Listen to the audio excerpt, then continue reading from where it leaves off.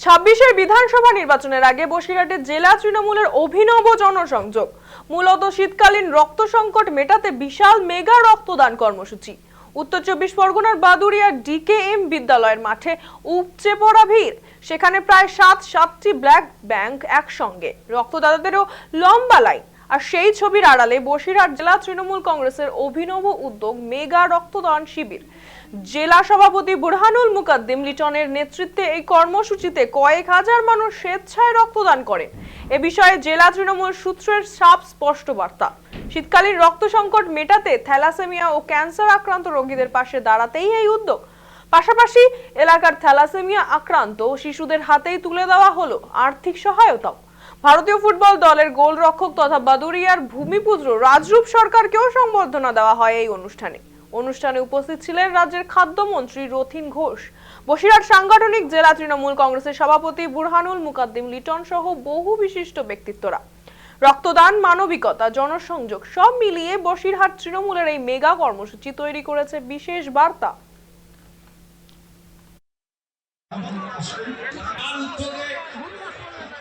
উদ্যোগে আমরা মহতী রক্তদান শিবির অনুষ্ঠানের আয়োজন করেছি।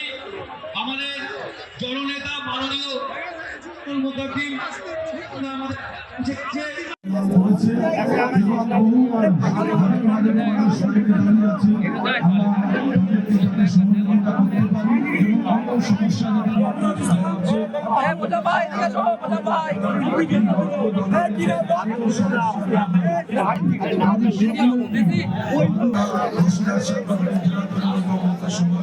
বিভাজনের বিষয়টা আমরা মনে করি না। আমরা হিন্দু, মুসলিম, মুসলমান সবাই একসঙ্গে থাকি একত্রিত ভাবে।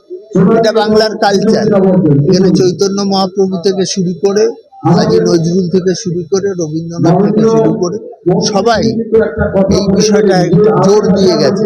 আমরাও সেটাতে বিশ্বাস করি যে আমরা দুই ধর্মের মানুষরা একত্রিত ভাবে থাকি। কিন্তু কেউ কেউ চেষ্টা করছেন একটা বিভাজন তৈরি করবার, যে বিভাজনের মধ্য দিয়ে মানুষের কতটা উপকার হবে জানি না।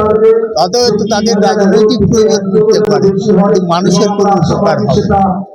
রক্তদান শিবিরটা এটা আমাদের গতানুগতিক নিয়ম অনুযায়ী হচ্ছে। এটা আমাদের 4র্থ বর্ষের ব্লাড ডোনেশন ক্যাম্প। নির্বাচনের সাথে এই রক্তদান শিবিরের সম্পর্ক এরকম ঠিক নয়। রাজনীতির মতো আমরা চলি। রক্তদান শিবির আমাদের কাছে একটা সামাজিক প্রক্রিয়া। কারণ এত মানুষের উপস্থিতি রক্তদাতা হিসাবে এটা সাংগঠনিক ক্ষমতা যদি সুদৃঢ় নয়, সম্ভব নয়।